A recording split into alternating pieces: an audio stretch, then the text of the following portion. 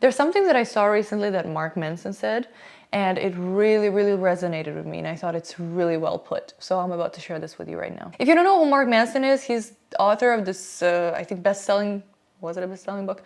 The Art of Not Giving a Fuck, which I read, I remember, in my early 20s, and it really alleviated a lot of my anxiety. Give it a read if you're curious. I really like the stuff that he makes. He's a content creator as well. He has his YouTube channel and a podcast. And, you know, from time to time, I watch some of his stuff, and I don't know, a lot of things resonate with me, actually. But this one thing specifically that he said in one of his Q&A videos really, really struck a chord with me. And it's specifically about living a nomadic lifestyle. It's a very complicated topic, but let me give him the center stage. I'll show you what he has to say about it, and then we'll discuss it, of course. So I spent 8 years of my life, 7 years of my life being kind of a nomad. I've lived all over the world. I've picked up and moved many, many times. This is what I'll say. So the benefits, obviously, is you get a wealth and a wide diversity of experiences. There is nothing quite like going and living somewhere different among a different culture, different group of people, and really just understanding how they live and trying to understand how they think, and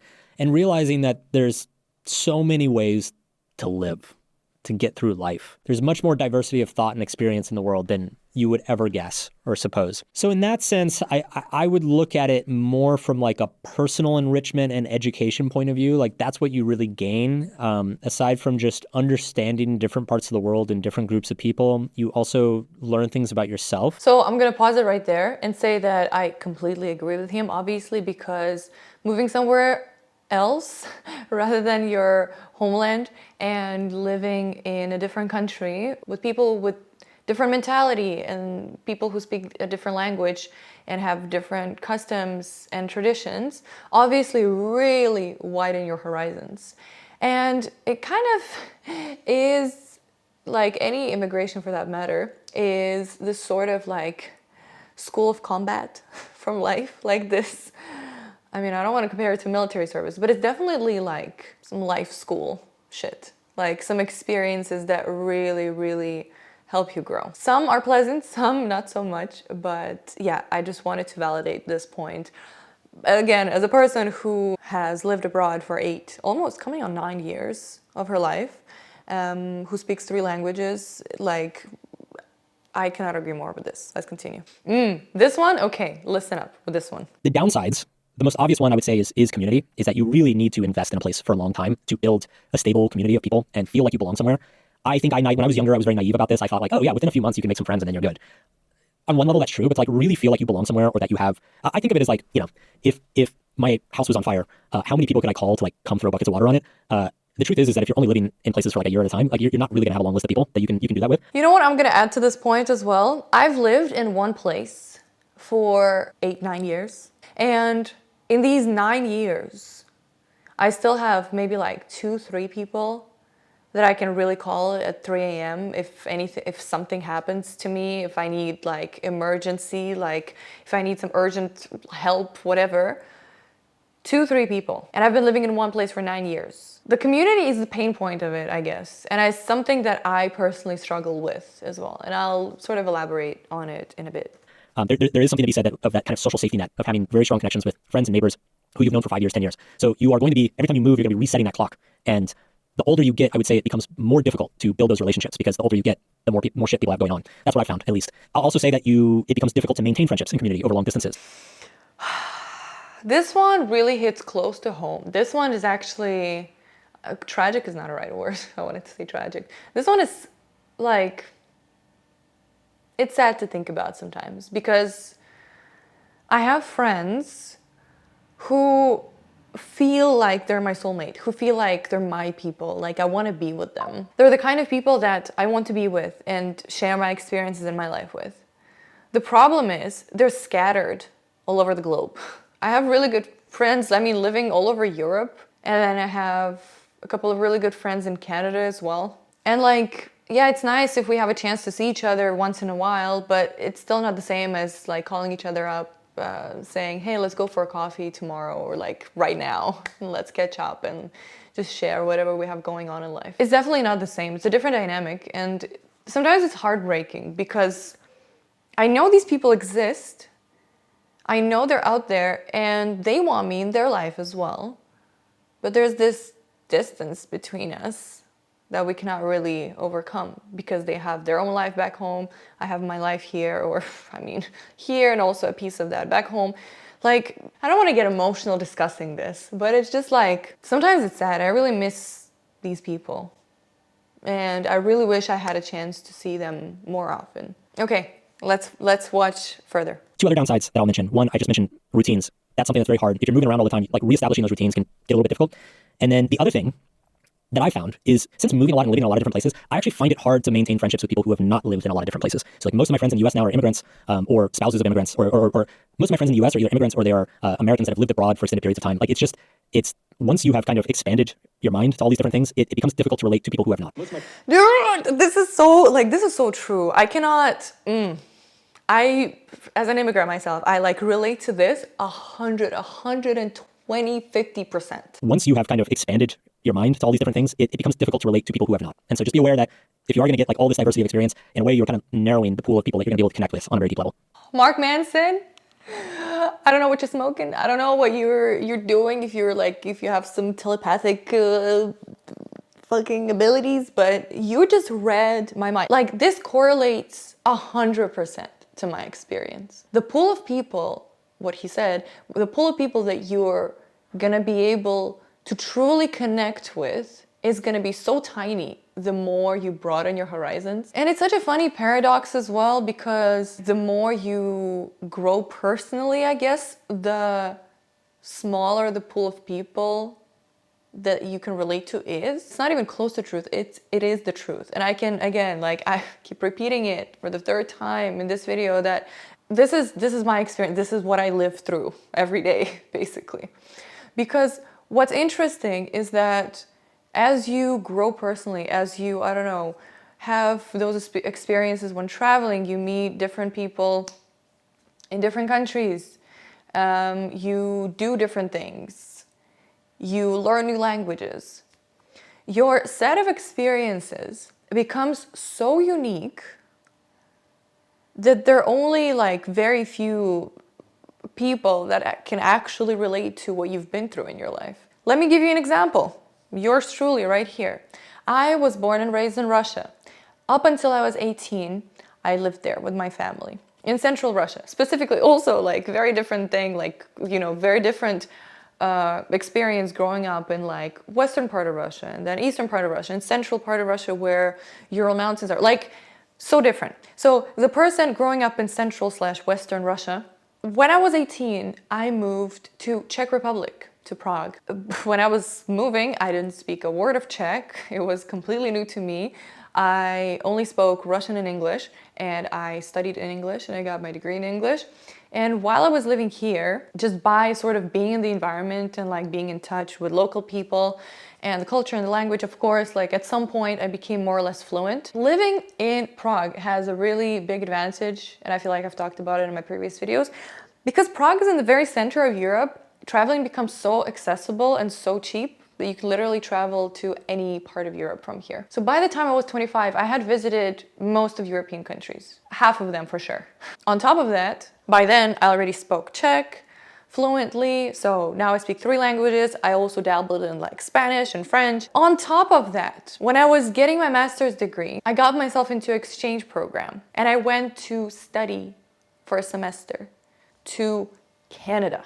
And I lived in Toronto for like 5-6 months. That was also like, boom, a little plus point, like an extra, obviously, experience that I had. And I studied in a Canadian university and I traveled around a little bit. I went to see like Niagara Falls and I went to Montreal, and like all of those, like it was just like my little, not so little, experience bag was just expanding and expanding and expanding. All of this to say, like, if you consider this weird, unique experience of mine, of a Russian girl who studied in Czech Republic, who lived in Europe for 9 years, who also traveled to Canada and lived there, who came back, who speaks 3 languages, who understands cultural codes of like 3 different cultures, or not 3 different cultures, because obviously Russian is spoken not just in Russia, and English is like #1 international language that is spoken in many countries all over the world. Well, Czech maybe is less widespread, but still, like, there's a specific culture code. Not just culture code, there's a specific culture around it. I'm able to understand like memes and jokes in all 3 languages. I know like songs, and I love songs in all 3 languages. Familiar with Russian culture so much more because I was growing up in it than, let's say, with like even Czech culture to some degree. But like I'm still like these places are a part of me. These languages, these cultures are a part of me. And how the fuck, like with all of these little parts, like I feel like a little patchwork person. Like how am I to deeply relate to someone? Like who can you show me a person who has like a similar experience to mine? I mean, I'm sure there are a bunch of people with similar experience, but there are way more people with none of that. Or I mean, like, of course you can connect with the person, but like, will they be able to truly understand you? I'm not saying it's not possible. It becomes harder, but the fact that it's harder doesn't mean that it's impossible. If the person is worth it, whether it's your friend or your potential partner, like if you really cherish that connection or that person, then you will work on the connection that you are trying to build or that you already have. You're gonna work on maintaining that connection. I don't know, I just really resonated with this message. It's definitely worth considering because I feel like, and I've expressed this on my channel before, you lose sense of belonging anywhere. Ooh, this topic is quite emotional for me. Like I really need to. Yes, I've traveled to all these amazing places and I've met all these amazing people, yet I don't really feel at home anywhere. Yes, I am Russian, and you say, well, you have your homeland, whatever, like you can always come back. Yes, I can always come back, but do I feel at home there at this point? When I lived most of my conscious life abroad, when I lived my entire adult life here in Europe, no. But also, do I feel at home here? Not really. Not fully. Like, yes, I consider Czech Republic my second home. Like, I grew up here as an adult, I guess. It really sort of helped me build who I am today. But do I fully associate myself with this place, or do I fully relate to Czech people and like the experiences of Czech people? No. I love this place. It's a part of who I am, but it's still not exactly it. And then I went to Canada too, where I got to live for like 6 months. And then it felt familiar, and it felt like also like I could relate to it at some level. The fact that there were, especially in Toronto, people living from different parts of the world, very like multicultural, very like you hear a bunch of languages spoken on streetcars and in the street. And then as an immigrant, you sort of feel welcomed because it's this melting pot. And then you sort of feel at home because, you know, you are an immigrant, you came here, but also so did everybody else at some point, or their parents did. You know, like in that sense, you could find home, or I could felt at home. Yet, there's always yet. Yet it felt so far away, so distant from everything that's close to me that I already have in my life, especially when I came there for that new experience. It felt far away, well, it is far away from my home, where my family is, where my parents are, you know, like, and I was considering moving there. But when I think about practical aspects of it, like God forbid anything happens to any of my family members, I'm not gonna be able to like fly back immediately because it's so far away. And it gives you this dilemma, like, yeah, that's this amazing place where I want to sort of try and see how it would be to live, but then I'm detaching myself from everything else that I've built for myself in this life, which is on a different continent. But like mentally then I sort of felt closer to people in Toronto, you know? So it's this weird dichotomy that you have to live with, or like many dichotomies. Like thinking about all these things, it's so heavy. And don't come at me in the comments saying, oh, there are worse things that people experience in their lives. I know, but we're talking about something specific right now, right? And I'm sure there are plenty of people who I can relate to out there in the world. But where? I don't know. And do I have access to those places? I don't know. I mean, I have a Russian passport. I need a visa to go to multiple places in the world, so yeah. And I'm not complaining. I'm not trying to make you pity myself. No, that's the least, like, that's not the thing that I want to do.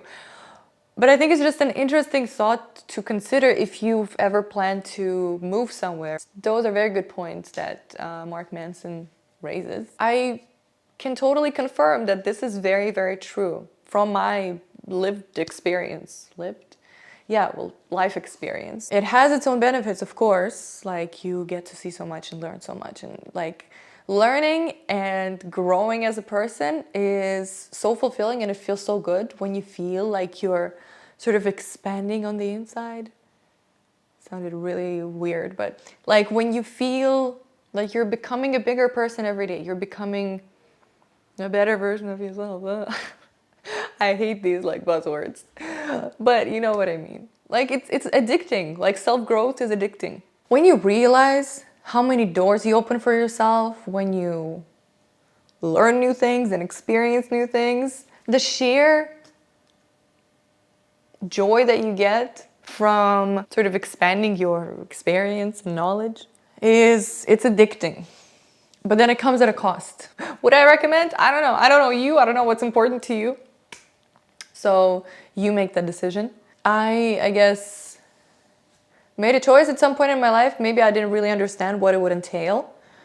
But here I am, and it made me who I am, and I really like who I am. That's my thoughts for today. That's something I wanted to share. Let me know down in the comments below if you have any unique experiences that don't let you connect to other people easily. If we get to the bottom of it, of course, we're all unique, and each experience of each person in this world is unique. It's not the same, and we all see this world differently.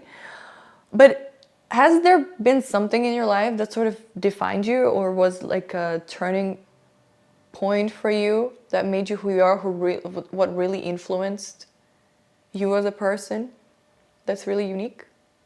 Let me know. I'd be happy to learn. And yeah, you know, the place where I feel like I belong the most, and I've shared that, I don't know if it sounds pathetic or if it sounds like creepy or weird, but the place that I feel like I really belong to is YouTube, like my channel. Sort of created this space for myself. So I feel good around here, and I feel good recording these videos. And also, I guess the best part is that I can always take this place with me because it's not physical. So welcome. Welcome. You can always, yeah, take this with you. You have here to belong. So I've yapped enough for today. Thank you so much for sticking around if you made it this far. This has been a long video and a lot of yaps. So yeah, I will be wrapping it up. I hope you have a wonderful day, night, evening, morning, wherever you are in the world right now. And I will see you very soon, hopefully for a shorter video next time. All right, see you. Bye.